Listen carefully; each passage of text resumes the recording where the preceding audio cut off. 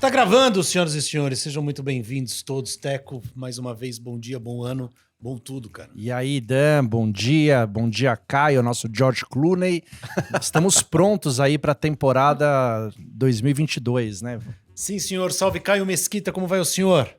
Bom dia, Dan. E aí, Teco, Xará, como é que você tá? Posso falar que é o Xará, não? Pode falar, pode já apresentar o nosso convidado, já apresenta. É verdade, verdade. Tudo bem? Tudo bom? Bom 2022 para todo mundo. Tô aqui de molho.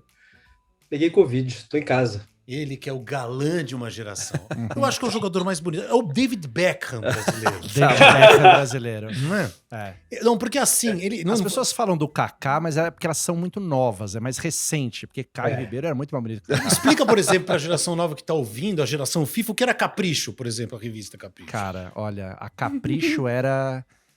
Sabe, tipo, o youtuber que você mais gosta? Todo mundo queria estar nessa revista. É uma bobagem, porque todo mundo queria estar na Capricho. Sim, e quem estava na Capricho? Caio Ribeiro.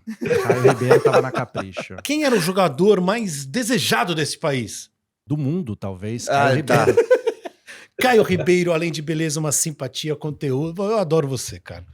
Eu também. Que legal você ter vindo, que legal você ter topado. Vou começar com a pergunta que todo mundo me fez assim que comentei. Falei, o Caio vai lá com a gente. O Caio tá bem? E aí, Caio, você tá bem? Tô ótimo, prazer estar aqui com vocês. Você sabe que eu gosto demais de você também, Dan. Abraço a vocês, amigos que estão participando, Teco, Caião. Cara, tô ótimo. Graças a Deus foi um susto. Não esperava, né? De repente ter um câncer, descobrir um caroço no pescoço, fazer os exames. E hoje poder estar aqui, falar sobre o assunto, passar uma mensagem de otimismo. Vocês viram que eu sou uma metamorfose ambulante, né? Eu saí de Agassi quando eu tava careca, agora pra George Clooney, que eu tô grisalho. Agora só preciso perder um pouco de peso, porque tudo que eu tinha perdido durante o tratamento eu recuperei no fim de ano. Mas tô ótimo, tô zerado, recuperado e, graças a Deus, cheio de saúde. Não, e você é uma metamorfose, eu acho que é bacana a gente vai desenvolver isso também na vida pessoal, na vida profissional, né? Digo, porque você é um cara, até onde eu sei, você me corrige se estiver enganado, e daí a gente vai desenvolvendo parte por parte. Enfim, uma pessoa de classe média, que joga muita bola, estuda num colégio... Estudou no Poeire, né? Poeire. Grande freguês nosso, né? Cara, o Poeiredomos, ninguém apanhou mais do Rio Branco do que o Poeiredomos. Rio Branco, Arca, vocês são demais. Então, aí você estava no Poeiro, o que não é comum, quer ser um jogador de futebol, se torna um jogador de futebol. Quer dizer, é comum todo mundo querer ser jogador de futebol, mas ser um jogador de futebol de sucesso prematuro, digo logo, por causa do campeonato de júniores, enfim, tudo isso a gente vai contar, vai para Itália, tem sucesso na Itália, e aí vai uma vida, depois se torna um comentarista de rádio, onde eu acompanhei na CBN, muito bom. Obrigado. Imediatamente faz sucesso e vai para televisão, monta o Caioba, depois tem o FIFA, quer dizer, é uma metamorfose constante também de novos desafios na vida profissional, é assim? Eu acho que a gente tem que sempre estar aberto às oportunidades. Eu sou um cara inquieto no bom sentido. Tipo, eu tô sempre de olho no que tá acontecendo. Eu acho que tem muita gente boa querendo ocupar o seu espaço, mas não pelo lado ruim, porque é do mercado. Então você tem que estar sempre estudando, sempre se reciclando, sempre estar atento ao que está acontecendo. Então, hoje eu sou comentarista do Grupo Globo, né? Globo, Sport TV. Mas eu assisto a Band, eu assisto a Fox, eu assisto a ESPN, eu tô sempre conversando com os outros comentaristas. Às vezes você tem uma linha de raciocínio e eu vejo o Denilson e falo, putz, Dê, isso que você falou é legal, eu vou trazer um pouquinho pro meu comentário. Mas não como se eu fosse o dono da verdade. Eu falo, putz, eu tava ouvindo o Denilson, ele falou um negócio tão legal, porque eu acho que é isso, sabe? É parceria, é respeito. Mas, por exemplo, eu vejo os outros jogadores, eu sei, por exemplo, até que você teve um papo com o Neymar, pelo menos eu li sobre isso e daqui a pouco a gente também fala. As pessoas, eu vejo as pessoas te procurando para pedir conselho. Você, ao longo dessa caminhada, pediu conselho para quem? De onde você tirou essas ideias? Por que você virou comentarista? Como é que apareceram essas coisas? O Caio dos projetos. Como é que você desenha a tua vida profissional, cara? Algumas aconteceram por acaso. E é aquilo que eu falo de você estar sempre aberto para ouvir e para encarar novos desafios, que eu acho que é fundamental. Outros têm a ver com um pouco de planejamento de carreira. Então, talvez eu me estenda um pouquinho na resposta, mas vou contar como é que partiu dessa transição do campo para ser comentarista. Eu sempre fui apaixonado por futebol. Sempre foi a minha vida. Meu apelido, Caioba, é porque eu tinha um primo pequenininho que ele me via sempre com uma bola embaixo do braço. Ele não conseguia falar bola, então ele queria falar Caio e bola e ele falava Caioba, Caiobá. E aí virou Caioba. É uma abreviação do Caio estar sempre com a bola. Então, a minha vida foi preparada para um dia ser jogador. Eu comecei com 5 anos de idade, no futebol de salão do São Paulo.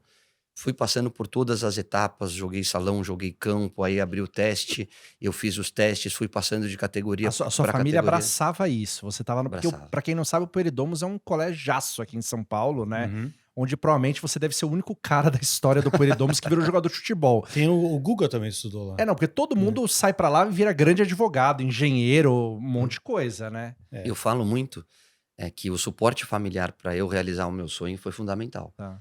Aí não é só emocional de que todos os pais devem fazer, que eu faço com os meus filhos, que vocês devem fazer também, que é estar do lado do teu filho, apoiando e puxando a orelha na hora que tem que puxar a orelha. Aham. Mas principalmente, cara, eu estudei no Poeira a vida inteira. Aí, de repente, o São Paulo vira e fala, Caio, você tem que estudar de manhã porque os treinos vão ser à tarde. Eu mudei o colégio, mudei o horário do colégio, fui estudar de manhã Uhum. para treinar à tarde. 3 meses depois, o São Paulo falou, Caio, agora os treinos serão de manhã e de tarde. Você tem que estudar à noite. Eu falei, não dá mais, porque eu já fiz uma mudança de período, eu vou perder o ano, eu vou ser reprovado. Então, eu posso continuar esses próximos 5 meses treinando à parte, continuando no salão, treinando em um horário alternativo e me apresentando para o jogo? São Paulo falou, pode, mas o ano que vem você tem que estudar à noite. Aí eu fui estudar à noite. Aham. Quando você, com 16 anos de idade, vai estudar à noite, é uma mudança de vida, não é Aham. só uma aposta na carreira. Significa você não ter mais final de semana para se dedicar àquilo, as festinhas que você tá chavecando a menina a semana inteira pensando na festinha de sexta, não tem mais. Fora que muda os amigos, muda tudo, Muda a né? turma, muda a tua rotina. E aí eu tive um papo com os meus pais, é legal passar isso para vocês. Tava no carro, meu pai dirigindo, minha mãe do lado, e o meu pai virou para mim, eu lembro como se fosse hoje, e ele fala, filho, talvez seja muito cedo para tomar essa decisão, mas eu acho que agora é a hora. Eu preciso saber o que você quer fazer da sua vida. Você não joga para sustentar a tua família, você joga por um objetivo, por um sonho. E essa talvez seja a grande diferença dos outros jogadores que vêm de uma classe social muito baixa, que usa o futebol para uma ascensão de vida, para dar uma casa para tua mãe. Uhum. Eu tinha uma grande estrutura familiar. Eu jogava para ter a minha independência financeira. E aí ele falou: se você quiser continuar no Poeire, se você quiser continuar com a tua turma, com teus amigos, cara, você vê o que você vai fazer da vida. Você vai ser um advogado, um arquiteto, enfim, um engenheiro, um médico como meu pai é, um professor como minha mãe era, né, agora aposentada. Mas a gente tá do teu lado te apoiando. Você pode ser o craque do colégio, você pode ser o craque do clube e jogar socialmente e continuar no futsal, porque eu jogava futsal também. Uhum. Agora, se você quiser seguir carreira e se tornar um jogador profissional, você vai ter que abandonar tudo isso e estudar à noite. E a gente vai criar uma estrutura para que você consiga estudar à noite e treinar 2 períodos durante o dia. Mas essa decisão é sua. E para mim foi fácil. Eu falei, eu quero ser jogador de futebol. Aí eu falei assim, então eu queria fazer um trato com você. Eu vou criar toda a estrutura para que você realize o teu sonho. E aí é com você. Mas quando você parar de jogar, você vai me devolver um diploma. Eu falei, tinha 16 anos, eu falei, mas por que você acha que é tão importante? Ele falou, você não vai entender agora. Mas quando você tiver um filho, ou quando você parar de jogar, você vai me entender. Uhum. Temos um trato? Eu falei, temos um trato. Então, o meu pai e a minha mãe criaram toda essa estrutura, essa logística, para que eu me dedicasse ao futebol e estudasse à noite. E quando eu parei de jogar futebol, a primeira coisa que eu fiz foi me matricular na São Marcos, fazer o curso de gestão do esporte, eu sou formado como gestor, e devolver o diploma que eu tinha prometido para o meu pai há 15 anos atrás. Então era cumprir a minha parte do trato. Por que eu parei de jogar? Cara, Você parou cedo, parei né? com Parou 30 muito anos. cedo. Parei Dava cedo. pra você ter jogado ainda em vários vários Dá times. pra por jogar aí. hoje. Hoje dava pra jogar hoje. Não, Tem um time aí precisando de um 9, Não, na hora cara. que vocês virem, vocês estão vendo o peso, não dá mais. Cara, e assim, foi uma opção, porque eu tenho 3 cirurgias de joelho, uma cirurgia de nariz, um ombro deslocado. Eu falo que eu sou um remendo de gente, mas faz parte, tá no pacote jogador de futebol. Mas não foi por isso que eu parei, foi por uma decisão de vida mesmo, um planejamento de carreira. Eu sou um cara muito otimista, eu não sou um cara de ficar contando derrota, de ficar fazendo drama na TV. Eu sempre tento ver o lado bom das coisas. E durante o meu tratamento também foi assim. Eu sempre quis passar uma mensagem positiva para que as pessoas não se preocupassem e para que as pessoas entendessem que tem uma luz no fim do túnel.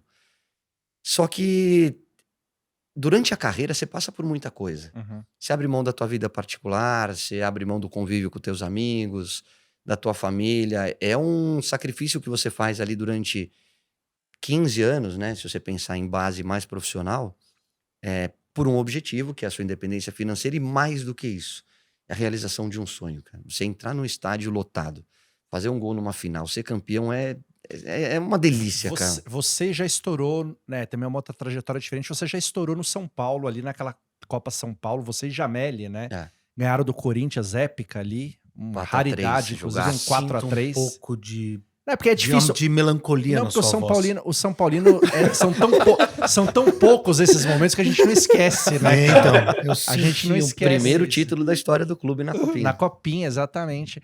E aí você foi pro time de cima, você foi o melhor jogador do Campeonato Mundial, Então, né? Sub-20. Desse papo do carro para se tornar o melhor jogador do mundo na sua idade foram 4 anos. É. Foi com 20 anos no Mundial Já Sub-20 se do ganhava Catar. muita grana ou ainda não era essa época? Nossa, eu vou contar pra vocês, tá? Eu ganhava uma ajuda de custo que equivaleria mais ou menos... Vou tentar mais ou menos fazer uma conversão Aham. pros dias atuais. Eu recebia no São Paulo Futebol de Campo, eu tinha 16 anos, tá? Tá. Eu acho que eu devia receber uns R$300. Então, é nada. Nada. Eu não recebia nada. Você projeta... Quando eu assinei como profissional, eu passei a ter um salário de R$2.000. Cara, outros tempos, hein? R$2.000. Imagina. E aí, pela assinatura como profissional, você ganha uma luva de R$10.000. Que eu falei, eu tô rico. R$10.000 pra quem ganha 300 era incrível. Hoje o moleque do Palmeiras que ganhou a Copinha, que assina o contrato, ganha quanto já, cara? Ah, sai aí de 50, 100 no primeiro contrato. Aí tem uma história legal. Aí eu fui vendido pra Inter, né? E A maior aí, venda da história de São Paulo à época, né? foram quase 5 milhões na época. Na verdade, a maior foi a do Juninho, um pouquinho antes de mim, que ele tinha sido vendido por 6. Eu fui a segunda maior, tipo, 3 meses depois. E 1 ano depois veio o Denilson, que aí explodiu. Foram 27 milhões, maior transação da época. Mas aí eu acerto tudo com a Inter, tá tudo certo, tal. A Inter paga o São Paulo, tudo certo. Caio vai pra Inter de Milão. O diretor vira e fala assim pro meu pai: só temos um problema. Cara, já perdemos o Juninho, agora a gente tá perdendo o Caio. Que era a transição, a sucessão daquele time campeão do mundo de Raí, Palhinha, Miller, enfim, Zete, Cafu, aquele timaço, São Paulo bicampeão mundial. Aí falou assim, cara, a torcida vai matar a gente. E eu não sabia de nada disso. Aí eu abro o jornal, tem uma declaração do diretor assim, não tinha como segurar o Caio. É a independência financeira dele e a Inter ofereceu uma Ferrari. Por quê? Para o torcedor, uma Ferrari é a materialização de todos os sonhos. Eu falei, ô pai, cadê essa Ferrari que eu nunca soube disso? Ele falou, não, eu falei, não tá no contrato, eu vou ganhar uma Ferrari. Cara, eu fiquei tão feliz como torcedor. Pô, não, filho, deixa eu te explicar. Isso aí é uma jogada da diretoria do São Paulo só pra torcida não pegar muito no pé dele. Foi, A torcida entender, entendi. se colocar no seu lugar que ela faria o mesmo. Pô, o cara ganhou uma Ferrari, não tem como negar. Cara, eu nunca vi. Eu tive um Clio em Nápoles. É muito distante da Ferrari. Mas, enfim, só pra terminar. Cara, outros tempos, né? Outros cara? tempos, outra realidade. Mas, e aí o que aconteceu? Eu tive uma discussão com o Botafogo, que foi o meu último clube profissional, uma postura que eu não concordei com a diretoria, depois de uma derrota num clássico e tal. Vocês perderam pro Flamengo uma decisão e daí a diretoria botou a culpa em vocês. Exatamente. E mais do que isso, ela deu nomes, né? A gente era um jogo ganho, o Flamengo tava para ser rebaixado. Quando eu tava no Flamengo, o Botafogo caiu depois de ter perdido um jogo para nós. Quando eu tava no Botafogo, nós tínhamos a oportunidade de afundarmos o Flamengo. Vira 1-0 para nós, com um homem a mais, a gente vai pro intervalo vencendo 1-0 e 11 contra 10 e acaba 3-1 pro Flamengo. Aquelas coisas do futebol surreal, 2 pênaltis, enfim, perdemos. Por culpa nossa, a gente não soube matar o jogo. E aí, entramos no vestiário, o Bebeto, que era o presidente na época, dá uma esculachada em Roberto todo de mundo. Freitas, ex-técnico de vôlei também. Isso. Dá uma esculachada em todo mundo, faz parte, tá dentro do pacote. E eu tô indo pro carro, porque o jogo foi em Volta Redonda, e aí vem o Ciro, da ESPN, e fala assim, Caio, o Montenegro, vice-presidente de futebol, acabou de dar uma declaração dizendo que é uma vergonha o que os jogadores do Botafogo fizeram, bando de sem vergonhas, foram coniventes com a situação do Flamengo, entregaram o jogo e que vai ter uma lista de dispensa, porque alguns jogadores do Botafogo não merecem vestir a camisa do clube. E entre eles está você. O que você tem a dizer? Eu falei, nada. Sou funcionário do clube, eu não ouvi essa declaração. Lamento muito que ele tenha dito isso. Eu entrei no carro e falei, liga o rádio. Volta Redonda pro Rio, eu quero ouvir essa entrevista. E eu ouvi. E eu ouvi tudo que ele falou. Eu liguei pro meu empresário na época e falei, eu não visto mais a camisa do Botafogo. Mais do que isso, eu quero um posicionamento. Pode convocar a imprensa porque eu vou me posicionar. O cara tem o direito de falar que eu sou uma porcaria, mas não tem o direito de dizer que eu entreguei o jogo. Porque aí sai da esfera esportiva para entrar na esfera pessoal. Ele não tá falando que eu sou um bom ou mau jogador, ele tá falando que eu sou um mau caráter, e isso eu não sou. Eu falei, aí é importante eu me posicionar. Beleza. Reunião, no dia seguinte era folga, o time se reapresenta. Eu acho que eu nunca contei isso aqui, hein? Nunca contei na imprensa, primeira vez. Só nos bastidores. Aí Reverendo Nelson, guarde esse momento, hein? Aí a gente se apresenta, todo mundo lá, imprensa toda, né? Porque era um dia de folga e é polêmica, né? Pô, não podia perder o jogo que a gente perdeu. Não tô tirando a nossa responsabilidade. O Bebeto não vai em Montenegro. Uhum. E nisso, os citados era eu, o Alex Alves e o Guilherme. Lembra do Gui? Centroavante. Fazia gol. Não, ele Exato. fazia assim, não era esse? Jogou no Atlético, jogou no Corinthians e tal. Seleção brasileira, grande amigo. E aí, na época, e a gente tá chegando no pedágio, voltando pro Rio, o Alex para no carro do lado, baixa o vidro e fala assim, você tá ouvindo o que os caras estão falando? Eu falei, tô. Nós vamos ficar quietos. Eu falei, chegando no Rio a gente conversa. E aí o Alex falou, tô com você, também não vou jogar mais. Eu falei, beleza. O Montenegro chega, e ele chega, todo o staff reunido, só os jogadores, comissão técnica, e aí chega Montenegro, o vice-presidente, e um senhor do lado dele. E aí ele vira e fala, convoquei essa reunião aqui porque eu quero respostas. Eu tenho 3 perguntas e vocês vão me responder. Eu quero saber o que aconteceu ontem para vocês entregarem o jogo da maneira que vocês entregaram. Eu quero saber o que vocês vão fazer para reparar a vergonha que foi perder do jeito que vocês perderam. E eu quero saber se vocês querem que o Roth continue ou não. Porque vocês só podem estar querendo derrubar o treinador para perder um jogo desse jeito. Eu vou sair, em 10 minutos eu quero minhas respostas. E sai.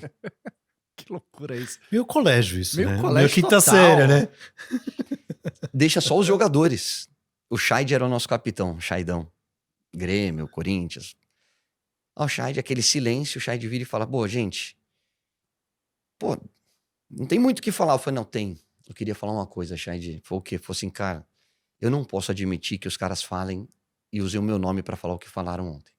Então, cara, você entregou o jogo? Você entregou o jogo? Ninguém entregou o jogo, a gente perdeu o jogo. É do esporte, faz parte. Ruim, não podia ter perdido, era uma oportunidade que a torcida do Botafogo, nós vamos ser vaiados no próximo jogo, faz parte. Mas eu não posso ser atacado como eu fui. Então, cara, eu não vou mais vestir a camisa do Botafogo. Eu convoquei uma coletiva, eu e o Alex, para depois desse bate-papo. Eu acho que é importante a gente se posicionar. Mas antes disso, eu quero falar um pouquinho algumas coisas para essa diretoria e eu queria pedir para que vocês não falassem nada. Deixa eu falar. Porque eu me preparei para esse momento. Então, eles vão voltar, nós vamos dar as respostas, mas eu queria pedir para que vocês deixassem eu falar. Aí os caras, não, você vai jogar, você não vai sair. Eu era um cara muito querido, sempre fui um cara muito amigo dos caras, tal, e tinha uma certa liderança, porque já estava com 30 anos, final de carreira, tal. E aí, nessa confusão, a diretoria volta. Uhum. E aí o Montenegro vira e fala assim, vocês têm minhas respostas? Uhum. E na hora que eu ia falar, o Scheid, como capitão do time, inteligente, me arrebentou, mas foi inteligente. Vira e fala assim, ô Montenegro, eu queria falar como capitão. Primeiro, se houver lista de dispensa, como você falou, você vai jogar com os juniores. Se você dispensar um cara aqui do profissional, você vai ter que dispensar todo mundo.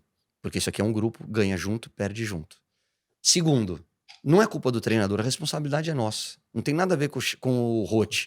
Ninguém fez para derrubar treinador. E terceiro, a gente vai te dar, no mínimo, a Sul-Americana. Porque é o mínimo de potencial que esse grupo tem e é o que dá. A Libertadores já ficou distante. Faziam 10 anos que o Botafogo não disputava uma competição internacional. Aí ele vira e fala, não, porque eu falei... Nisso o Scheid me arrebentou. Porque eu falei que eu não jogaria mais. Aí como é que eu não jogo mais se ele falou que se um cara sair, sai o time inteiro? Né? Aí eu virei, levantei o dedinho aqui. Aí ele falou, fala, Caio. Eu falei, Montenegro, eu queria Se você quiser, eu saio da sala, tal, mas eu tenho uma pergunta, deixo vocês conversar, tal, mas eu queria uma resposta. Da mesma maneira que ele fez com a gente. Ele me olhou meio já invocado. Aí ele falou, eu falei pra ele, eu falei assim, eu queria saber se você é vice-presidente de um dos maiores clubes da história do futebol brasileiro, que teve Garrincha, que teve blá, blá, blá, blá, blá, e que eu tenho muito orgulho de vestir a camisa, ou se você é um boleirão, chefe de torcida que não entende nada de futebol. Turum. Ele abriu um olho desse tamanho e falou assim, como é que é? Eu falei assim, quem é você pra falar que eu sou mau caráter, sem vergonha, que não mereço vestir a camisa do Botafogo e que entreguei o jogo pro Flamengo? Quem é você pra falar do Caio como pessoa? Você me ataca como profissional. O que eu tinha pedido pros caras, falei, deixa eu falar. Eu falei assim, eu não vou admitir. Na hora que eu falo não vou admitir, levanta 18 caras. É isso mesmo, seu filho da... Putz, eu tava tão equilibrado, tava tudo direitinho. A única coisa que eu pedi, eu falei, gente, deixa eu falar, fica quieto. Porque aí vira confronto e não era essa a minha intenção. Era esclarecer algumas coisas. Aí, putz, gritaria, confusão, tal, todo mundo segura, tá? Aí o Montenegro falou assim, não, eu não falei, falou porque eu vim de Volta Redonda até o Rio de Janeiro ouvindo a sua entrevista. Você não me citou, mas o repórter falou, de quem você tá falando? Ele falou, desses caras que ganham muito e jogam pouco. Aí o repórter falou, quem está falando? Caio, Guilherme, Alex Alves? Eu falei assim, esse mesmo e tenho mais outros. Uhum. Então você falou. Você não me citou, mas você concordou. E isso eu não vou admitir. Bom, era um papo de 20 minutos que virou uma reunião de 2 horas. Na hora que eu achei... Aí o Montenegro acalmou todo mundo. O Montenegro falou assim, Caio, queria te pedir desculpas. Vocês sabem que eu sou torcedor, que eu sou apaixonado pelo clube. E eu reconheço que eu errei.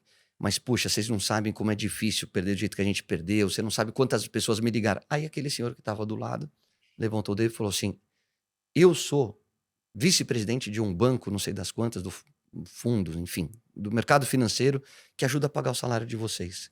Eu fui um dos caras que liguei pro Montenegro cobrando uma satisfação. E eu queria que essa conversa tivesse sido gravada, porque eu, como torcedor, acabei de entender que vocês perderam, não foi de sacanagem, é por causa do jogo. E eu não tinha essa percepção.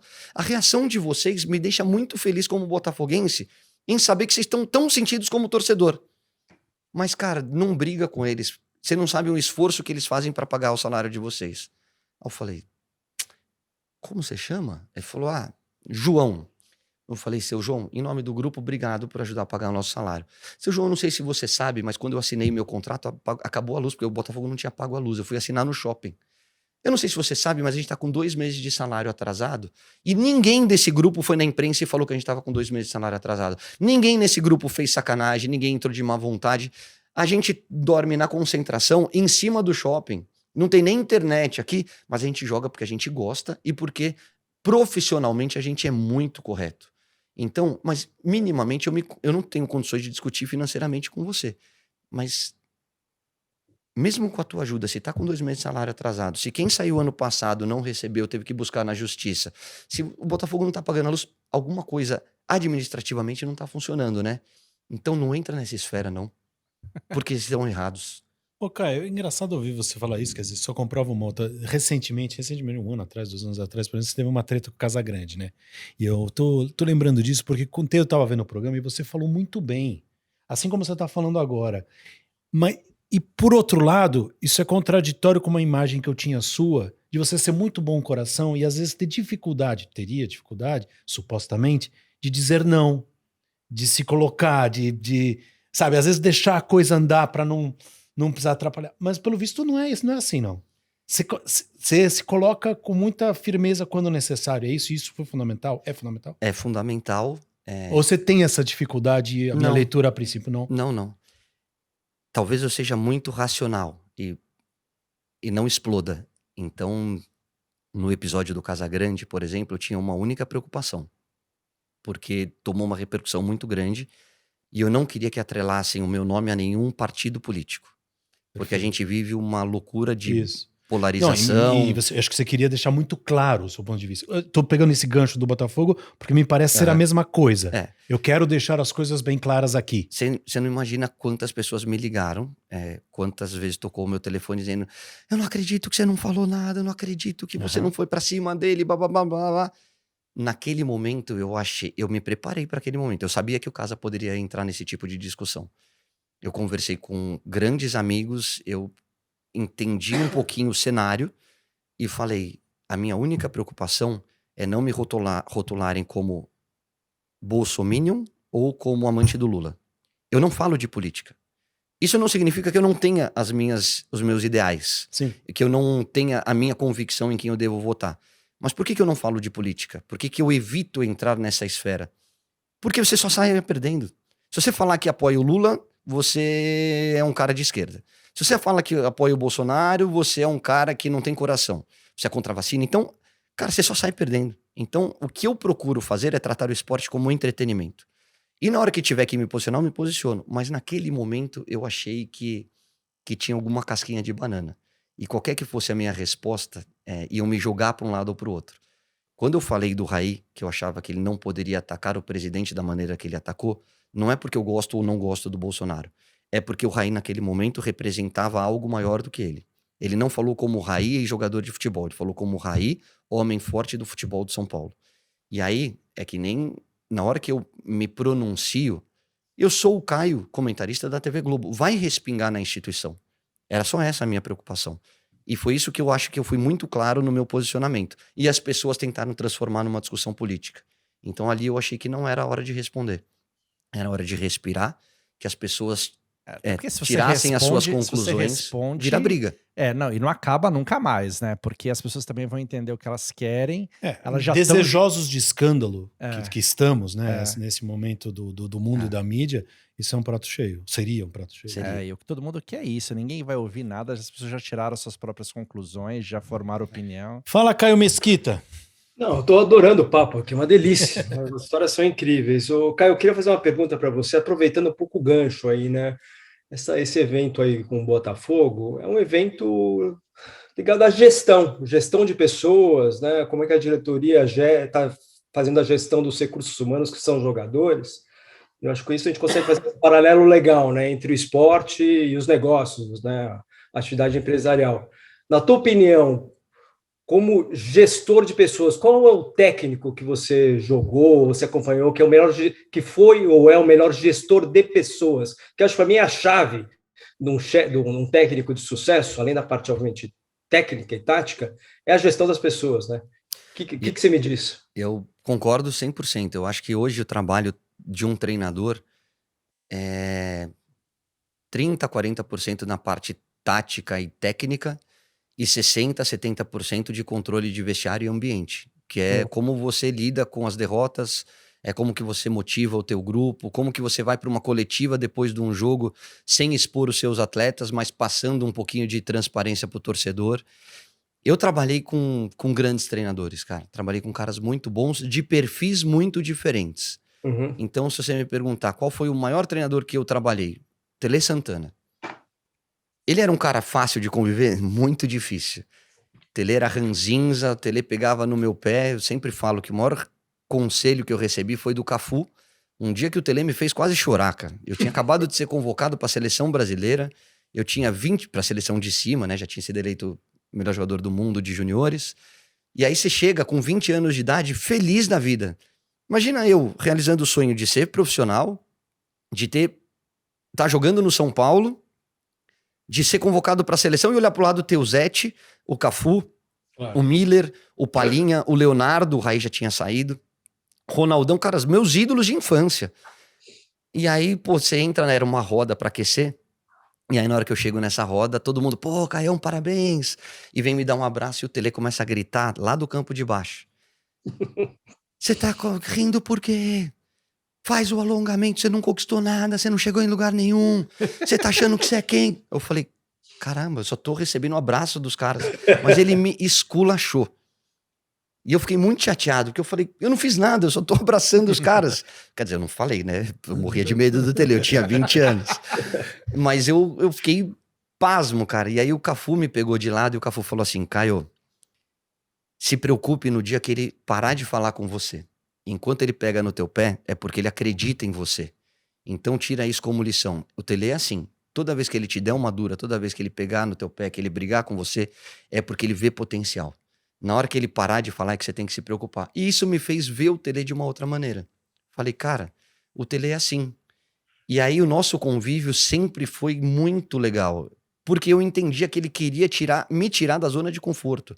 Era a forma que ele Como tinha ele de fez no falar. Cafu, por exemplo. Só para dar um Exatamente. exemplo, né? De alguém. Não se deslumbre, não ache que você já conquistou alguma coisa. E foi assim. Então, eu trabalhei com caras como o Tele e o Muricy, que eram caras que te tiravam da zona do conforto na porrada, era dura o tempo todo, mas que fora das câmeras eram caras absolutamente fantásticos. O Muricy é meu irmão mais velho, o cara que eu adoro, que eu torço, aonde ele estiver, vai ter sempre a minha amizade e minha admiração, porque é um cara íntegro, é um cara honesto, e isso é raro no meio do futebol.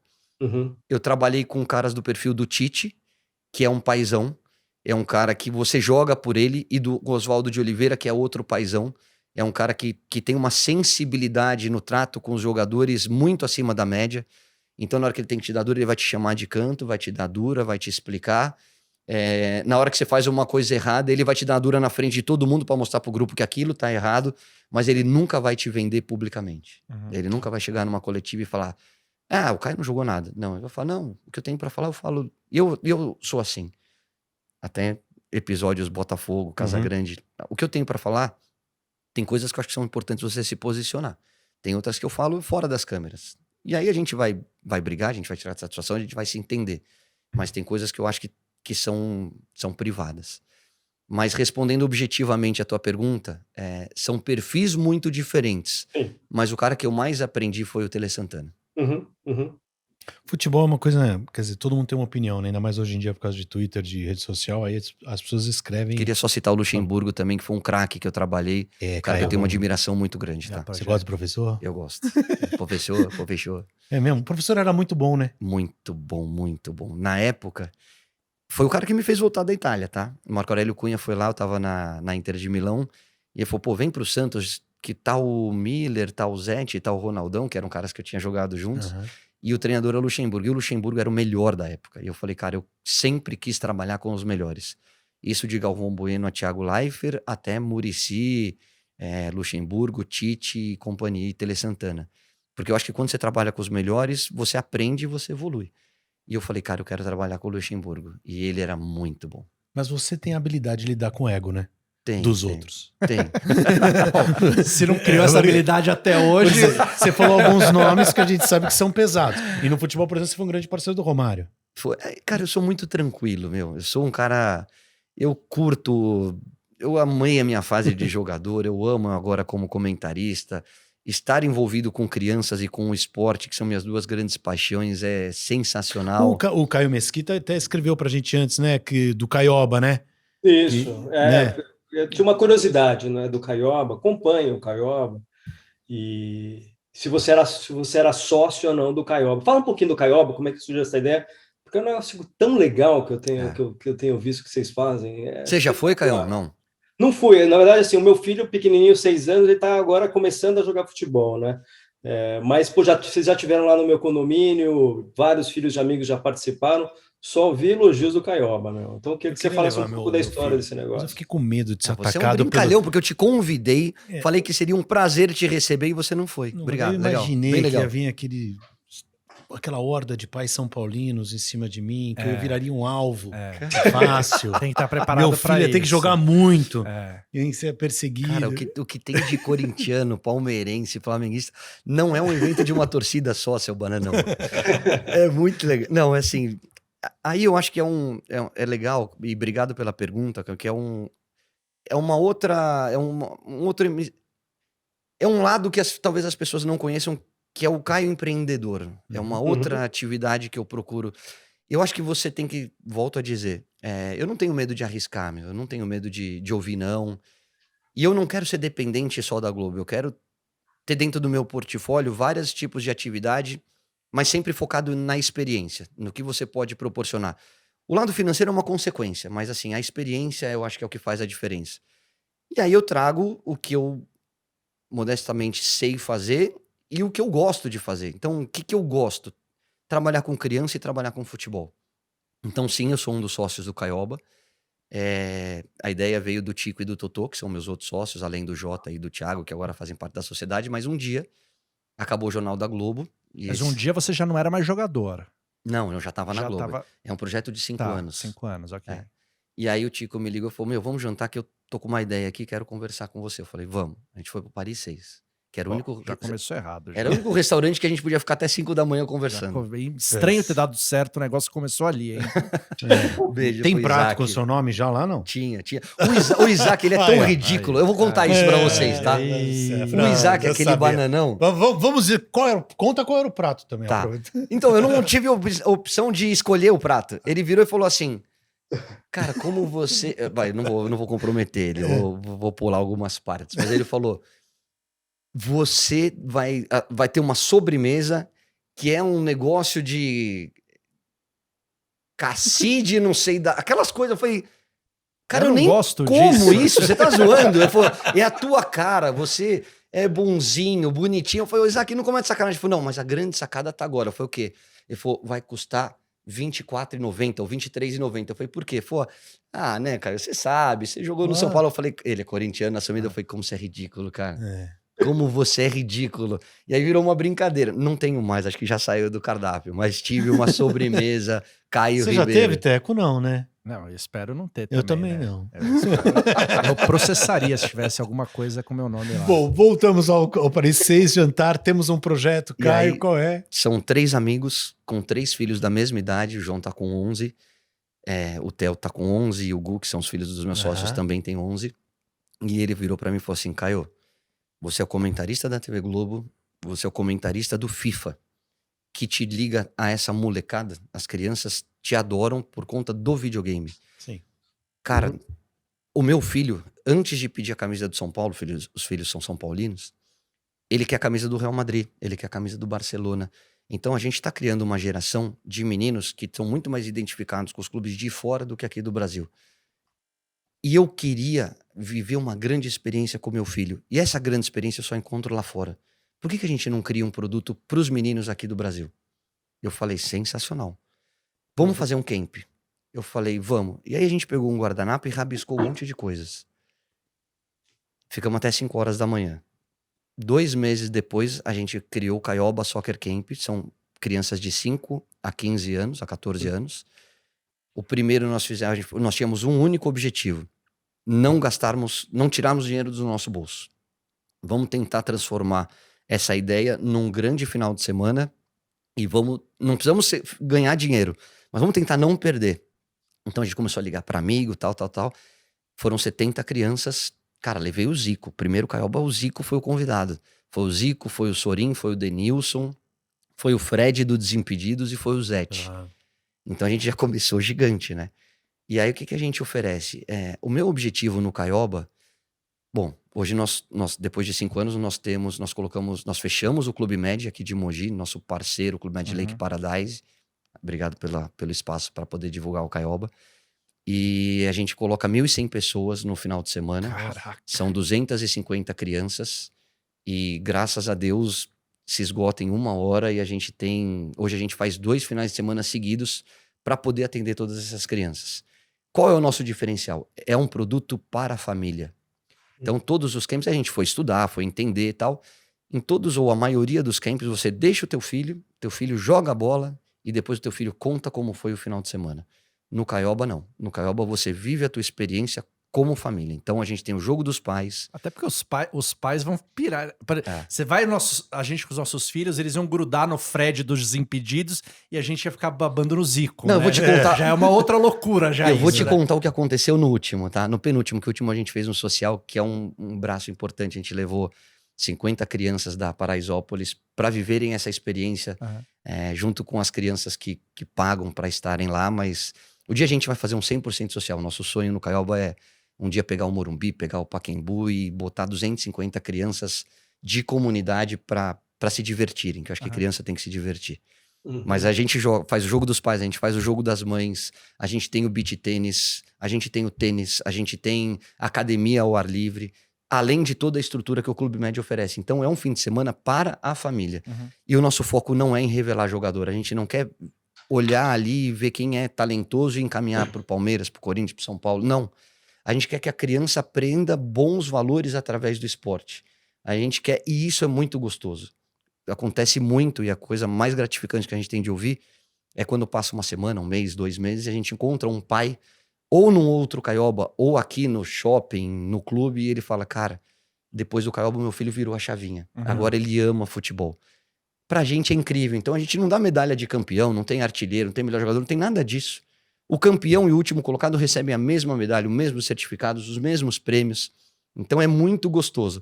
Mas, cara, eu levo o Zico, o Cafu, o Kaká, o Sheik, o Elano, o Fábio Luciano.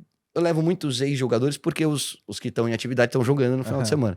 Mas muitas vezes o jogo no sábado, eu fico olhando na tabela. Leva o Denilson aí, não passa a bola pra ninguém, cara. Denilson quem dá caneta, ele só tá lá, a gente quer ganhar o jogo, ele quer dar caneta. Eu falo, Aí, ó. a gente vai fazer o gol, vem um cara, ele dá uma caneta pra trás pra poder humilhar o pai. Exatamente, aí, ó. Tá vendo? Por isso que eu não vou. Ele fazer isso como profissional, não Ele vai olhar fazer pra mim no agora. outro time. Imagina ele fala, você. Não, mas você vai jogar no time das estrelas. Ah, então tá bom. Você Eu vai jogar passo ao pro lado do Denilson e Denilson. posso pra tomar alguma coisa. Porque a bola volta daqui a 5 minutos, cara. Mas aí, cara, no último, eu acho que eu vou tentar lembrar quem eram todos. Mas era nesse nível de convidados, tá? Sheik, Fábio Luciano, Marcos Assunção, que é meu irmão, um monte de caras desses. Na hora que eu apresento esses, cara, os pais, brilha o olho Sim. dos pais e as crianças fazem assim, ó. De repente se apresenta o Banheiristas. Nossa, eles piram, né? Meu filho pira. Pira. É uma loucura, os moleques levantam. Começa a gritar, Caio Lô, loucura. Vitor Lô, uma não sei o que loucura lá, isso. o Henry. Eu falei, É. pelo amor de Deus, os caras são legais demais. Os caras são... Eu tenho o maior respeito por esses influenciadores, porque eles são bons, eles se comunicam com esse público mais jovem de uma maneira muito legal. Mas eu olhava e falava, cara, aplaudam os banheiristas, o Lucaneta, o Fred, a Ale Xavier, o Ale Oliveira, todos são meus amigos, estão sempre no Caioba.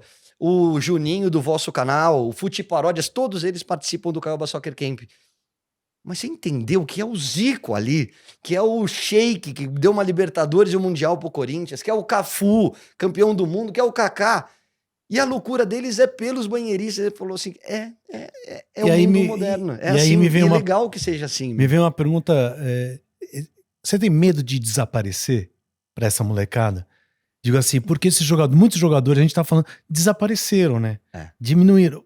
Assim, claro que a força da mídia diminui, porque a gente vai saindo da... Você não tá mais no Flamengo, né? Você vai do Flamengo pra um time menor, e aí você vai começando a desaparecer.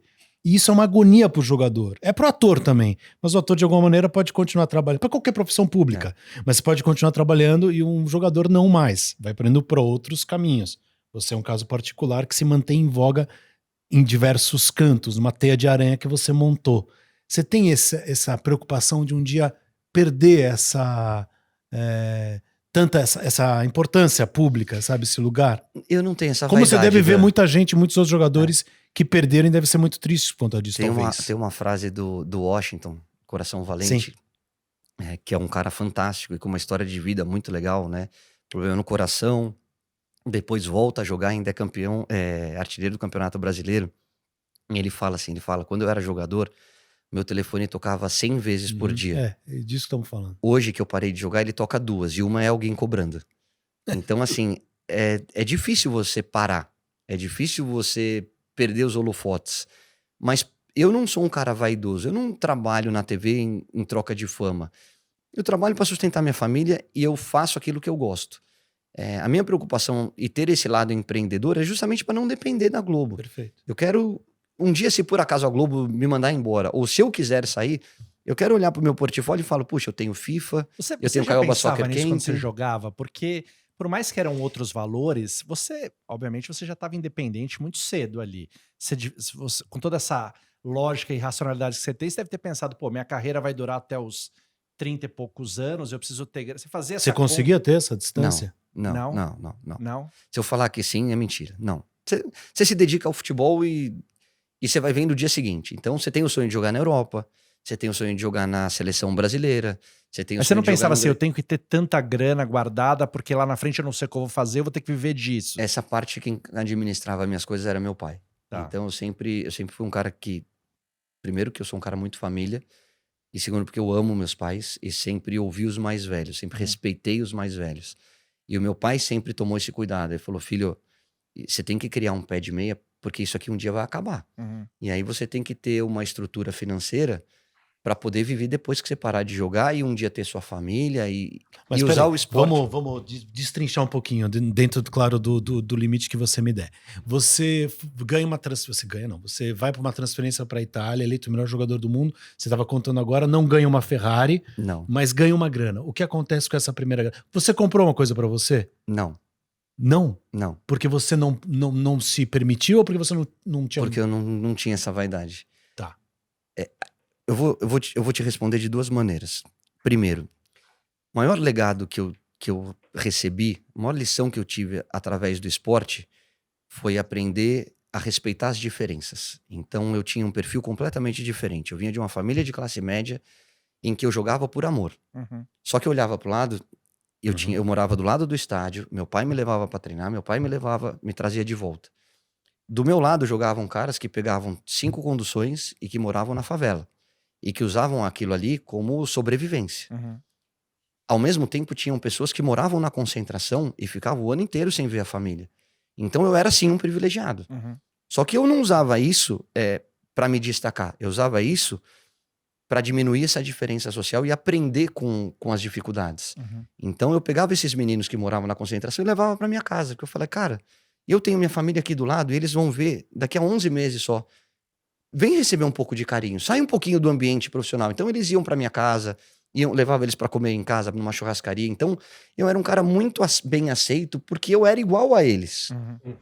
Eu passei a valorizar essas conquistas. Então eu nunca me deslumbrei, e quem me conhece, o Dan me conhece um pouco melhor, sabe que eu sou um cara muito pé no chão. Eu trato o presidente e a faxineira da mesma maneira, a faxineira até melhor, Uhum. porque eu me identifico muito com esse pessoal mais simples. Então eu aprendi desde cedo a valorizar as pequenas conquistas, seja um título ou seja uma grana, um dinheiro que você recebe no fim do mês. Então, cara, eu não fui comprar o carro do ano quando eu me profissionalizei. E eu não precisava comprar uma casa para os meus pais, porque meus pais já tinham. Então eu dava para o meu pai investir esse dinheiro. Eu punha no banco. Eu não sabia, não sei até hoje, para falar a verdade. Eu preciso de uma assessoria financeira. Principalmente porque quando você casa, a mulher gasta todo o teu dinheiro, né? Acho que isso é para todos nós. Tô brincando, meu amor. Mas minha esposa é muito parceira. Mas, assim, quem cuidava dessa parte era o meu pai. Uhum. Então, eu soube transformar o que eu conquistei na minha carreira em reserva para quando eu parasse de jogar. E respondendo e voltando até uma pergunta anterior, por que eu parei de jogar? Porque um dia me liga um amigo da Rádio Globo do Rio de Janeiro, depois dessa discussão com o Botafogo, e aí é importante terminar o assunto, no final ficou tudo bem. O Montenegro falou assim, queria pedir desculpa a você, Caio, a você, Guilherme, a você, Alex Alves, porque realmente eu exagerei, e gostaria que vocês me perdoassem. E aí eu falei, no dia que você responder, pedir desculpas publicamente, você não foi no microfone e atacou todo mundo? Vai no microfone e pede desculpas. Uhum. Aí a gente resolve essa história. O primeiro jogo depois dessa discussão foi contra o Curitiba, a gente ganha por 2-0 e eu faço um gol. E eu não tava na coletiva depois, né? Porque naquela época já organizava 3 caras que vão falar com a imprensa. Eu não era um dos escolhidos. A gente tá fazendo a oração no vestiário, o Montenegro entra no vestiário e fala, vem comigo. E eu já sabia o que era, eu vou pra coletiva. Todo mundo estranhou, porque eu não tava na coletiva, mas sabiam que tinha tido toda a confusão. Não sabiam isso dos bastidores, eu nunca contei. Uhum. Mas sabiam que uma reapresentação durou 2h30 e tal. E depois a gente foi falar com a imprensa, beleza. E aí ele vira e fala, é uma pena que o Guilherme e o Alex Alves não estejam aqui, porque eles não tinham sido convocados. Mas eu queria publicamente pedir desculpas ao Caio, ao Guilherme e ao Alex Alves, porque eles foram envolvidos numa declaração polêmica que eu dei na semana passada, depois do jogo contra o Flamengo. E aqui tá um cara que é um dos maiores caráteres que eu aprendi a trabalhar no futebol. Caio, eu queria te pedir desculpas, tal. A imprensa falou, e aí, Caio? Eu falei, desculpas, aceita. Levantei e saí. E a partir daí, eu voltei a respeitar o Montenegro. Porque todo mundo fala bobagem. Uhum. Mas você tem que ter a hombridade de saber reconhecer que você errou e pedir desculpas da maneira como ele pediu. Uhum. Resolvido, respeito, tenho um carinho. Vou contar outra fofoca aqui. Passam uns 5, 6 meses. Aí eu paro de jogar. Toca meu telefone, é o Montenegro. Falou assim, Caio, cara, por tudo que a gente viveu, pelo respeito, inclusive pelo teu posicionamento naquele episódio, a gente queria que você fosse o diretor do Botafogo. Você não quer começar uma carreira, um pós-carreira aqui com a gente? E, poxa, é legal você ouvir um negócio desse, Uhum. pelo carinho que eu tinha e tenho com o Botafogo, por tudo que eu vivenciei, por ter sido o meu último clube, eu falei, Montenegro, obrigado. Fico muito lisonjeado, mas eu acho que eu ainda não estou pronto. Eu preciso terminar minha faculdade de gestão do esporte. Eu quero trazer esse conhecimento teórico a tudo que eu vivi na prática como jogador. E aí um dia voltar para transformar esse departamento de futebol numa coisa que eu acho que é o tamanho do Botafogo. Mas hoje eu acho que eu ainda não estou pronto. Eu estava estudando e estava fazendo Rádio Globo. Aí por que eu parei? Esse cara me liga e fala, eu falei, depois dessa discussão, eu chego e falo, cara, eu tava estressado, emocionalmente esgotado, por tudo que eu contei e outras histórias que a gente vai ficar 7 horas conversando aqui, que eu vou pular. Que é o lado que eu não faço questão de contar publicamente, porque, cara, todo mundo sonha em ser jogador, então vamos alimentar o sonho, porque vale a pena. Tem como toda profissão, você tem alguns obstáculos, tem algumas divididas, você tem alguns aborrecimentos, mas vale a pena. E aí, esse cara me liga, eu falei, cara, eu vou curtir, eu sempre namorei e tal, sempre fui um cara comportado, eu falei, cara, eu tô solteiro, eu quero ir pro Carnaval de Salvador com meus amigos, eu quero curtir, pegar a mulherada, sem a responsabilidade de ter que treinar no dia seguinte, eu quero viver um pouco. E aí durou 6 meses. E aí, aí esse cara me liga, esse amigo Diogo, fala assim, pô, você não vai voltar a jogar? E eu falo, Diogo, arruma um lugar na rádio que eu vou trabalhar com você. Claro que foi uma piada. E ele vira e fala, pô, a Rádio Globo de São Paulo tá procurando um comentarista. Você toparia? Eu falei, não, cara, eu tenho 30 anos. Tô conversando com alguns clubes, tinha uma situação no Catar, tinha outra nos Estados Unidos. Eu falei, não é hora ainda, eu pretendo jogar mais um pouco. Falei, pô, posso pedir pro Oscar Ulisses? Você me autoriza a passar o teu número pra ele? Eu falei, claro. E aí o Oscar me chama, a gente vai tomar um café no Shopping Iguatemi, e ele fala, Caião, você topa ser comentarista da Rádio Globo? Não dá pra dizer não pro Oscar, né? Puta, eu adoro Oscar. Pro Oscar. Nossa, e tenho uma gratidão, né? Porque foi quem me deu a primeira oportunidade. E aí eu falei, pô, Oscar, eu acho que eu ainda tenho um pouquinho de lenha aí pra queimar. Acho que dá pra jogar mais um pouquinho. Ele falou, eu sei. Mas por que você não começa com a gente? E se aparecer uma proposta, a gente te libera, sem compromisso. Sem multa rescisória, sem contrato, sem nada. Você foi um cara que sempre se comunicou muito bem, você fala bem, você tem uma imagem legal. A gente tá procurando um ex-jogador, tem uma vaga lá na rádio. Começa com a gente. Eu falei, me dá uma semana pra eu pensar? Ele falou, pô, quanto tempo você quiser e tal, mas tô te esperando. Eu falei, tá bom. Isso aí é 2006. 2005. A gente tava lá, cara. Sim, 2006. sim. Não, foi quando a gente entrou lá. E aí, cara, eu virei pro meu pai e falei assim, pai, já fiz meu pé de meia aqui. Já joguei em grandes clubes, já joguei na Europa, já joguei na seleção brasileira. Ah, você não jogou um Mundial, uma Copa do Mundo. Acho que eu não tinha condições. A concorrência na hora era dura, cara. E eu falo isso numa boa. Pô, tenho muito orgulho do que eu conquistei como profissional. E de todos os lugares por onde eu passei, e principalmente as amizades que eu fiz, e ter deixado portas abertas em todos os lugares por onde eu passei. Mas, cara, eu concorria com o Romário, com o Bebeto, com o Ronaldo Fenômeno, com o Edmundo. Esses caras, pelo amor de Deus, eu não jogava o que esses caras jogavam. Então a concorrência era dura. Eu acho que eu fui até onde eu podia ter ido. E aí eu falei, pai, daqui a pouco esses caras estão parando. E se eu sou a TV Globo, eu não vou contratar o Caio. Eu vou contratar o Romário, eu vou contratar o Raí. Ronaldo, como contratar? O Ronaldo Fenômeno. Vou contratar esses caras, o Edmundo. Pra Band, o Marcelinho Carioca. Esses caras jogaram muita bola. Eu falei, talvez seja a hora de ter já um planejamento. Esse espaço. Daí eu falei, pai, eu acho que eu vou largar. Eu vou começar como comentarista e eu tenho um planejamento de carreira em 5 anos chegar na TV Globo. Porque daqui a 5 anos esses caras vão parar. E talvez eu já esteja numa posição que eu possa trabalhar com eles. Não é ter o lugar deles, mas a gente trabalhar junto. Já tá posicionado como um comentarista legal. Você se preparou para ser comentarista? Não. Você sonhava em ser comentarista? Não. Cara, tudo aconteceu de um dia pra noite. Mas eu tive... teve a sensibilidade de sacar essa bela sacada. Que a porta abriu e era a hora. Cara. Mas daí, por exemplo, me vem uma outra provocação, vai. A gente tava vendo o jogo lá em casa da seleção, que aliás também tem uma bela turma de atacantes agora, né? Maravilhosa e tal. Vai sobrar, acho que o Richarlison vai sobrar, por exemplo, que seria um atacante ótimo. E daí meu filho falava assim, pô, pai, o Caio não faz nada nesse jogo, no FIFA ele trabalha muito mais. É que no FIFA só tem o Caio. Ali não, tem o Caio, tem o Júnior, o Galvão, tem os comerciais, a gente tem que falar um pouquinho menos. A gente estava falando antes, né, porque os filhos todos, a geração, eu também, mas os filhos todos querem te ouvir, tal. você hoje em dia, numa transmissão, é um espaço reduzido de participação, não É. só na seleção brasileira, mas no jogo de campeonato, né? Seja campeonato regional e o que for. E já fazendo isso há um certo tempo. E tendo tido uma questão de saúde que, com certeza, deve ter feito você repensar coisas da sua vida. Você Sim. está falando de um momento agora onde jogar, você fala assim, cara, eu não tenho mais desafio aqui.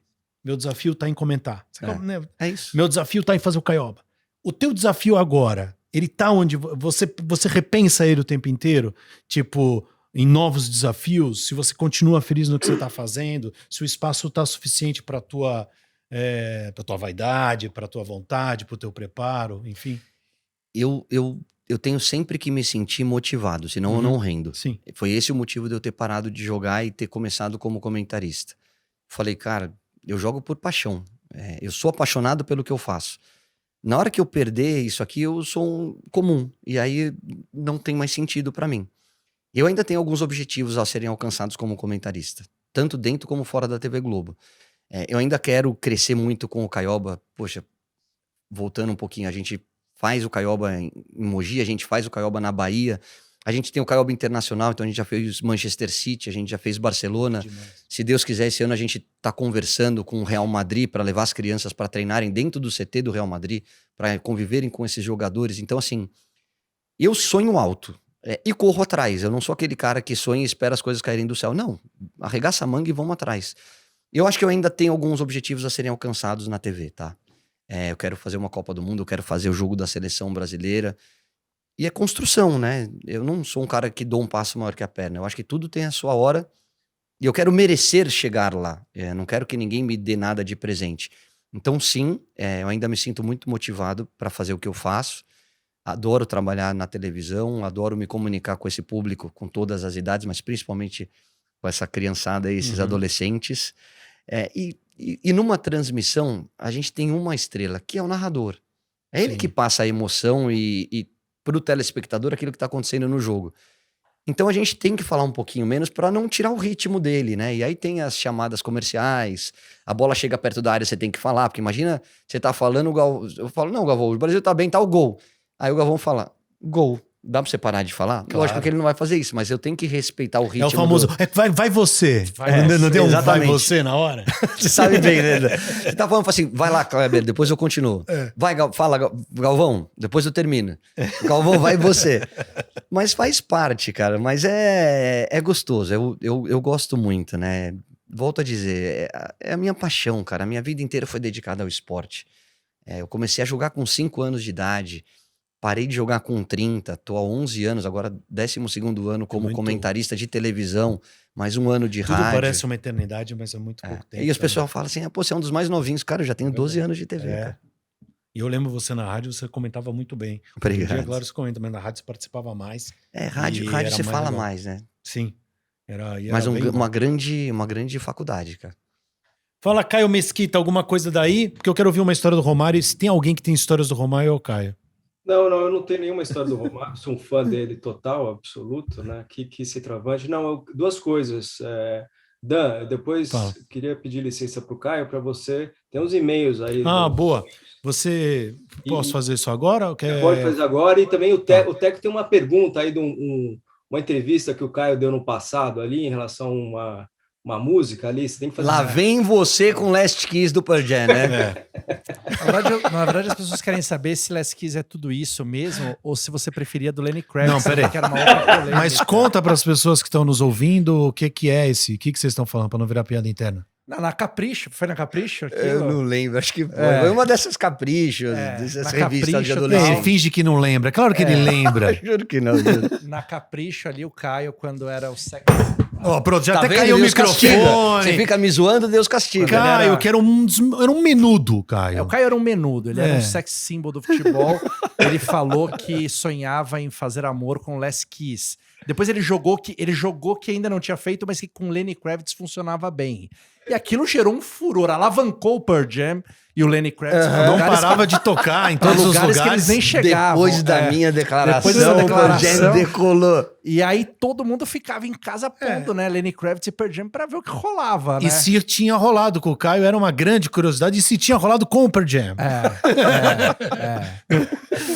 Vocês querem que eu responda agora? Ah, você deve responder Tá. isso umas 300 vezes por ano, isso. Puta, não, e eu sou zoado até hoje. Claro. Aparece Pearl Jam, alguma música, alguma coisa, minhas redes sociais, falo assim, pô, como diz Caioba Ribeiro, né? Eu vou explicar. Eu fui mais uma vítima dessa imprensa maldosa, eu fui, mudaram a...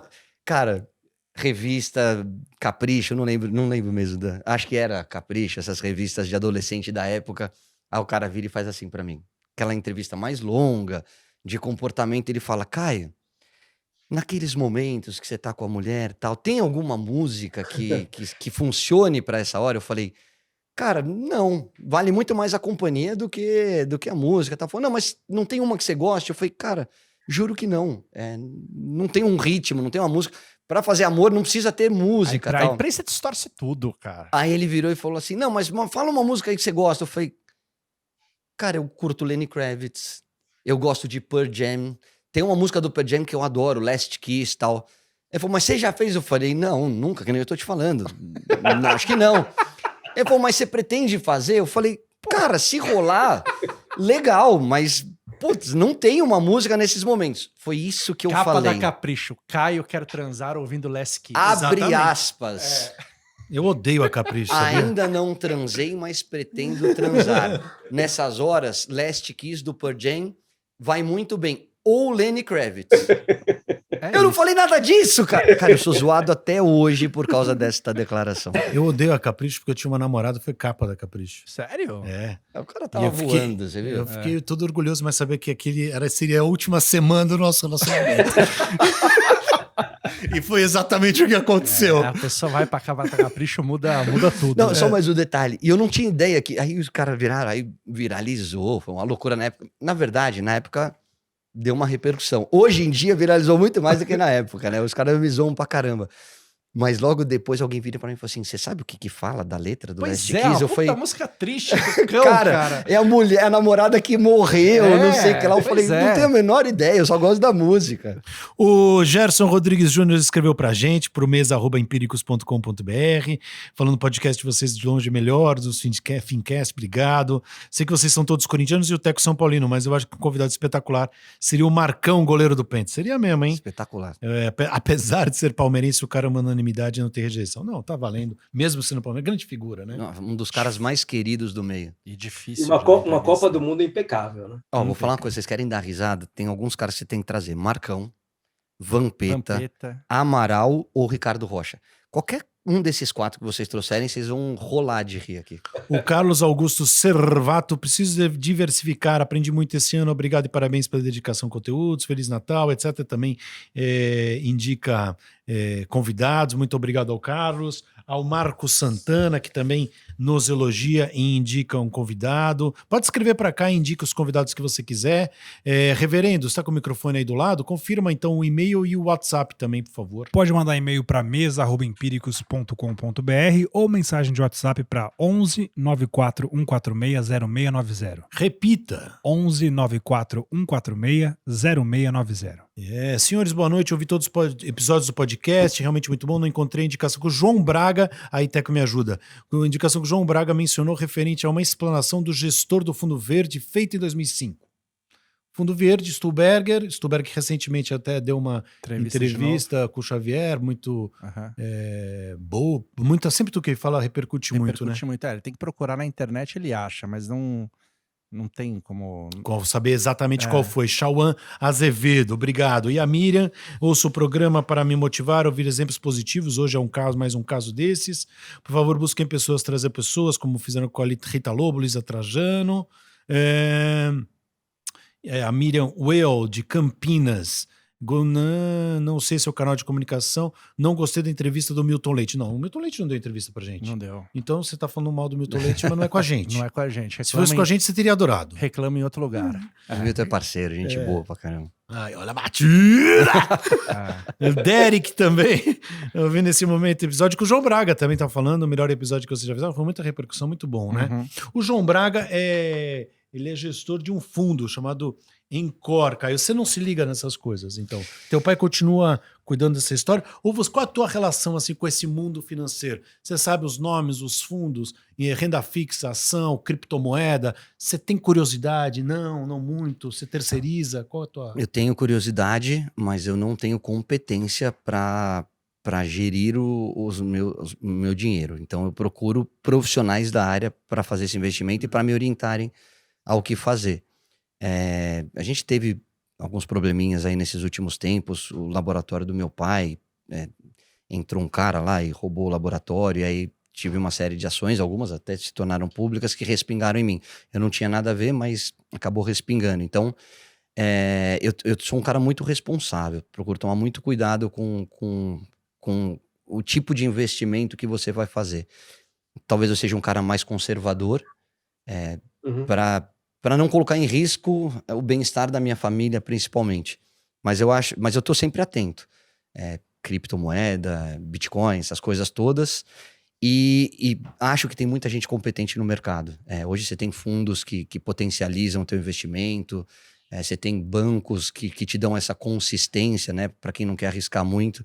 Mas eu sempre procuro um profissional da área. Eu não faço nada sozinho, porque assumo aqui publicamente que não tenho competência para Olha lá, isso. Caio, tem que mandar uma assinatura pro Caio Ribeiro para começar a ele acompanhar mais isso aí, ó. Deixa comigo, claro, pô.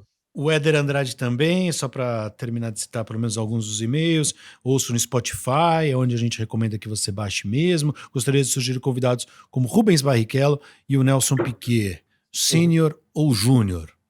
A família do Piquet está felicíssima nesse momento, porque o campeão mundial faz parte da família, né? Genro, né? Genro do Piquet, né? Tá lá.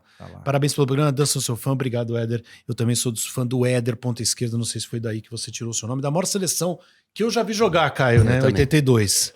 Eu, segunda-feira, estava em BH até ontem, a gente vai fazer o jogo da seleção, e o Éder foi convidado do Bem Amigos. E eu falei isso pra ele, eu falei assim, talvez a maior seleção de todos os tempos seja da Copa de 70, por conta do... Primeiro porque ganhou e depois porque tinha Pelé. Aí Pelé, Rivelino, Tostão, enfim, Clodoaldo, Jairzinho, todos aqueles craques. Mas a seleção que me emocionou e que foi fundamental para eu ter essa paixão pelo futebol foi a de 82. Eu sou de 75, eu tinha 7 anos. Oscar Luizinho Júnior, Cerezo, Falcão, Sócrates, Zico, Éder, Serginho. Não, e era uma comoção. Foi a única seleção que não foi campeã e que é exaltada até hoje. Né? Aliás, falando do Bem Amigos, se tem um lugar que tem que ter paciência, são Bem Amigos. Então. Por quê? O Galvão fala, hein, mano? E quando é o Kleber, eu não sei o que dá nele, que também fica falando horas. Um beijo pro Galvão. Você sabe que você vai jogar na lateral direita e é uma bola no jogo. Uma bola no jogo ali. Aí ele vira pra mim e fala assim, o Caio é malandro, o Caio quer ser o último a falar. Não, é que eu tô esperando. Senão, qual é que a gente tá de tempo, reverendo? Que eu tenho outras coisas pra perguntar, mas não sei... Pode mais um pouquinho? O Caio também é uma referência no nosso Cartola, né, cara? Sim, mas Caio foi o primeiro cara que... Aliás, eu ganhei uma cesta básica de você não, nem sei se você sabe, mas eu ganhei. O PVC estava fazendo um programa do Cartola e a gente brincou, falei, pô, o desafio o Caio, que eu vou fazer mais pontos que ele. Nem fiquei sabendo, o PVC nem me contou. Aí, então, o PVC respondeu pra mim assim, tá fechado. Aí eu sabia que ele nem tinha falado com você. E aí meu filho o ano inteiro ficou olhando os pontos do Caioba pra ver quanto ele fazia na rodada, pra ver se esse ano. Putz, esse ano eu confesso. E aí foi por conta de tudo que o ano passado, né? Claro. O tratamento, né? Então, você tira um pouquinho do foco, né? Você se preocupa mais com a família. Cara, eu tive um ano ruim. Não tirando méritos, porque você mereceu e fez mais pontos que eu.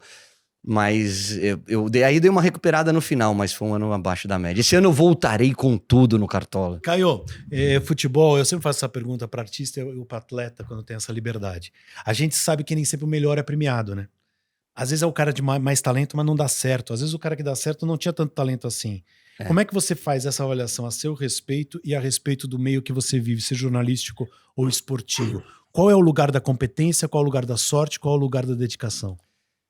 Eu acho que a sorte é uma consequência de oportunidades e do seu talento, né? Então, tem uma frase que eu gosto muito, né? O cara que ganhou tudo, não sei nem de quem é, né? Quando o cara vem falar isso, o cara fala, não, É do Tiger Woods. Picasso essa falou, frase. Tiger Woods, falou, não sei quem falou, Einstein. mas eu gosto da frase. Aham. E que é aquele cara ganhou tudo, bem sucedido, campeão, enfim. E aí o cara olha pra ele e fala assim, poxa, você é um cara de sorte, né? Você ganhou tudo, você tá rico, você tem a família linda, olha os seus investimentos. E aí ele fala, pois é, eu sou um cara de sorte, mas toda vez que a sorte bateu na minha porta, ela me encontrou trabalhando. E eu acho que é muito disso. As coisas não caem do céu, você tem que correr atrás. Eu sou 100% da meritocracia. Eu não acho que ninguém tem que dar nada de graça. Você tem que mostrar que você tem potencial, agarrar as oportunidades e fazer por merecer. Então você fala, puxa, hoje você tá fazendo o jogo da seleção brasileira. Cara, eu tô há 12 anos ralando. Eu me preparo, eu converso com o treinador, eu converso com os jogadores, eu procuro entender como foi a semana do time, da seleção, eu estudo o adversário, para que quando eu estiver no ar, que nem eu tô aqui com vocês, eu acho que a minha obrigação é estar pronto para qualquer tipo de pergunta. Eu nunca vou chegar aqui ou em qualquer programa e falar, não toca nesse assunto. Poxa, se você puder, não fale o que você quiser. E cabe a mim saber as respostas ou ter um pouco de jogo de cintura para lidar com algumas situações mais chatinhas, que também faz parte. Então, eu sou 100% meritocracia. Acho que a gente tem uma cultura aqui no Brasil ainda de ser muito do resultado. E a gente tem que entender que só ganha um. Isso não significa que os outros sejam uma porcaria. É uma somatória de fatores e o cara mereceu ser campeão. Aquele time mereceu por uma série de fatores. Mas, por exemplo, como é que você não vai... O Galo foi campeão. Como é que você não vai elogiar o ano do Fortaleza? Maior campanha da história, com investimento muito menor, se manteve em zona de Libertadores, competição internacional, revelou jogadores, vendeu jogadores, trouxe um Vojvoda que ninguém sabia quem era o Vojvoda e olha a campanha que ele fez. Como é que você não vai elogiar a gestão do Bragantino, do Red Bull, num projeto novo, profissional, com uma grande parceira? Mesma coisa, final de Sul-Americano. Como é que você não vai elogiar o Atlético Paranaense? No brasileiro foi mal. Foi mal, mas caiu? Não caiu. Ganhou Sul-Americana, chegou na final de Copa do Brasil.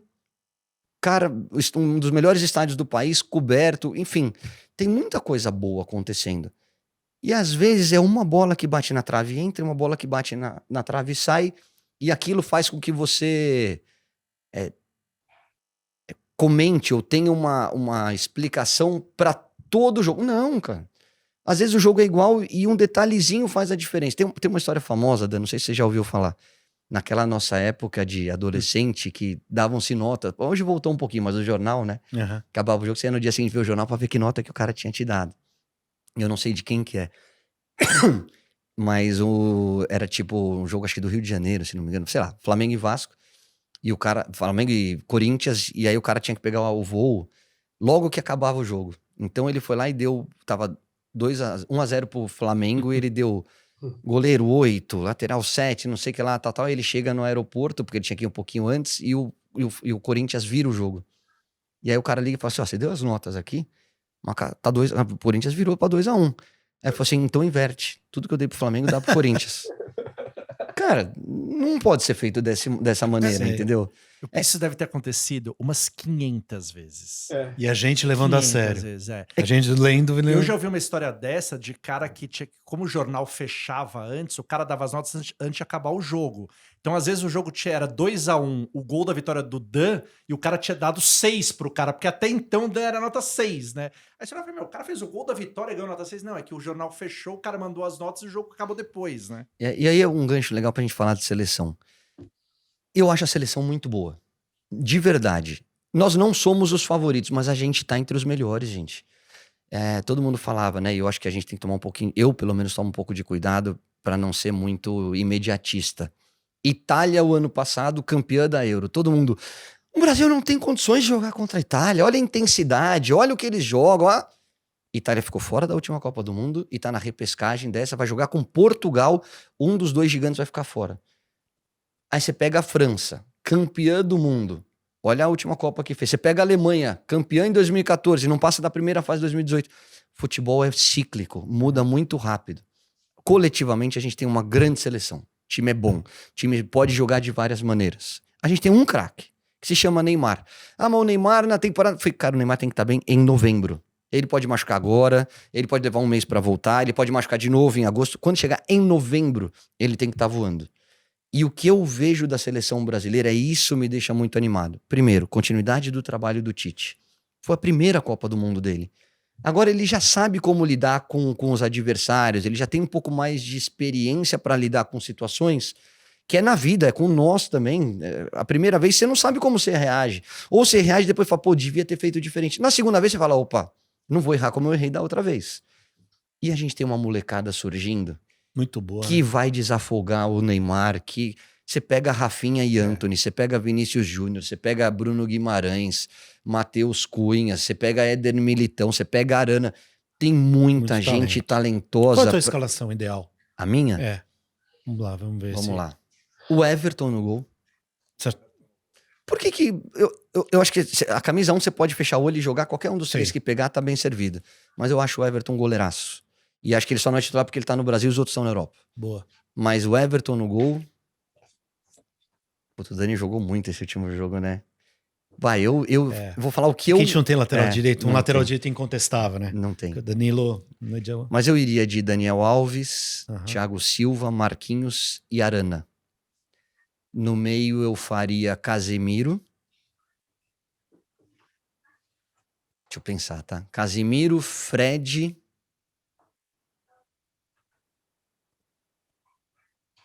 Casemiro, Paquetá e Neymar. Boa. Na frente, Rafinha. Acho que a gente ainda não achou esse 9. Mas pode ser o Matheus Cunha. E... Ou inverte, vai. Faz Casemiro, Fred e Coutinho.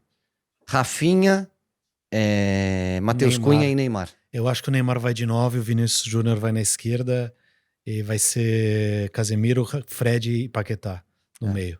Pode Eu- ser, Eu pode ser. acho mais a cara do Tite. Eu quero Fala. ver o Daniel Alves jogando em todo lugar, porque eu tô pagando o salário dele, então eu quero ver ele produzindo bastante. Aproveitando essa deixa do Teco como São Paulino ressentido, você falou, por exemplo, a gente falou rapidamente da história do Raí. Você jogou com os caras, então de alguma maneira o cara espera que você fale bem dele, porque ele foi teu amigo, porque ele foi teu amigo no vestiário, mas não é sempre assim, né? Não pode ser sempre assim. Em algum momento você deixou de falar uma coisa por causa de alguém porque você o conhecia, ou o contrário, tipo o Teco vai comentar um jogo e ele fala, meu, tem um birra do Daniel Alves porque ele me sacaneou. O meu time, eu não vou colocar ele titular na minha seleção, entendeu? Entendi. O famoso viés emocional. Uhum. Pro mal, não. Criticar porque eu não vou com a cara do cara, jamais. Eu sou extremamente profissional e procuro passar pro telespectador aquilo que eu tô vendo e que vocês em casa estão enxergando. Pro bem, talvez sim. Talvez tenha sido um pouquinho mais bonzinho com o jogador ou menos duro na hora de uma crítica por uma relação pessoal que com o tempo acaba passando. Eu já vivi várias situações como essa, tá? Tipo... de Mano Menezes e Rogério Ceni aos atletas, de eu chegar no Globo Esporte na segunda-feira e falar, não concordo, acho que o Mano fez isso errado. E o Mano, ser convidado no Bem Amigos, ele chega aqui e faz assim, tipo, sou muito carinhoso, Claro. o cara faz assim, ó, tudo bom? Eu falei, acho que ele tá bravo comigo. E aí você vai fazendo o programa e tal, aí chega uma hora no intervalo e fala assim, eu vou te falar, Caio, pô, você não foi bem hoje no Globo Esporte, você não podia ter falado o que você falou. Eu falei, mano... Cara, você me conhece, sabe que eu não falo por maldade. É uma crítica construtiva, mas é da minha função. Eu tenho que criticar. E, cara, você tá incomodado? Por que você não falou quando você chegou? Não, mas tô falando agora. Eu falei assim, tá bom, você concorda que isso? Você falou, não, concordo. Mas não do jeito que você falou. Eu falei, tá bom. Talvez eu não tenha escolhido as melhores palavras. Na próxima vez eu vou falar de um jeito diferente. Rogério, mesma coisa. Rogério chega. Rogério é meu amigo, jogamos juntos, tal. Não lembro qual foi a crítica que eu fiz a ele. E aí, cara, você já sabe que o cara, o Luxemburgo... faz parte da minha profissão. Eu tenho que analisar o trabalho deles. O que eu faço é uma crítica construtiva. Eu não destruo o cara. Eu não uso de ironia no meu comentário. Eu não ataco a pessoa em prol do profissional. Eu analiso rendimento. Se eu tiver que falar mal de você, Dan, eu vou falar, olha, o Dan hoje não está num bom dia. Talvez fosse melhor o técnico entrar no lugar dele para dar uma dinâmica diferente. Mas eu não vou falar que você é uma porcaria, que você não merece vestir a camisa do Sim, não é Corinthians, que você não tá pessoal. jogando... Exatamente. Não é E agressivo. eu acho que o meio entende dessa maneira. Então, o Rogério falou uma coisa, falou, pô, você me deu uma cornetada hoje, né? Eu falei, Roger, ele falou, não, do teu jeito a gente sabe que Pô, tá do certo. Rogério, aliás, ele tem que se preparar, porque não vai ser muito fácil não, cara. Não, e eu acho que assim, é o que eu aprendi como jogador. A gente sabe quando você jogou mal. Eu tinha minha autocrítica. Eu sei quando eu poderia ter feito melhor, ou quando eu dei o máximo e as coisas não aconteceram. Então a crítica faz parte. Nunca fiquei bravo com o Casagrande e com o Falcão, que eram os comentaristas na época que eu jogava. Porque, a não ser que eles tivessem de ironia no comentário. Mas, cara, eu sabia que eu podia melhorar e aonde eu tinha que melhorar. É isso que eu procuro falar dos caras. Agora, ironia eu não faço. Eu tenho que ir embora, nós temos que ir embora, mas só rapidamente, infelizmente não vai dar pra você contar a história do Romário, que as histórias são muito boas, mas dá pra você me contar o que você falou com o Neymar. Cara... Porque eu sei que a conversa foi pessoal, né? Eu tenho grandes amigos no meio, e o que eu sempre falo, o Neymar é um craque. O Neymar faz algumas bobagens, como todo cara fazia. Eu fiz as minhas bobagens. Qual é a diferença da minha geração para esta geração? É que existe câmera no celular. Então hoje, os caras, tudo que eles fizerem, as pessoas ficam sabendo. Você acha que eu não fui pra noite? Você acha que eu não cheguei atrasado em treino? Você acha que eu não peguei mulher até as 3 da manhã? Eu fazia tudo que esses caras faziam, só que as pessoas não ficavam sabendo. O que eu tinha era um pouco de discernimento para saber a hora de fazer. Então o time perdeu? Eu não saía. Teve uma vez que a gente perdeu um clássico e eu não saía, e era aniversário de uma amigona minha.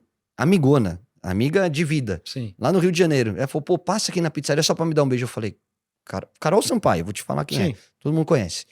Falei, cara, a gente acabou de perder o jogo, não dá pra eu ir aí te dar um beijo. Você sabe que eu te adoro, mas eu não posso. Falei, fica 5 minutos. Eu falei, então vou fazer o seguinte, eu vou só pra te dar um beijo, vou ficar 5 minutos e vou embora. Eu entrei, dei um beijo nela, fiquei 5 minutos e fui embora.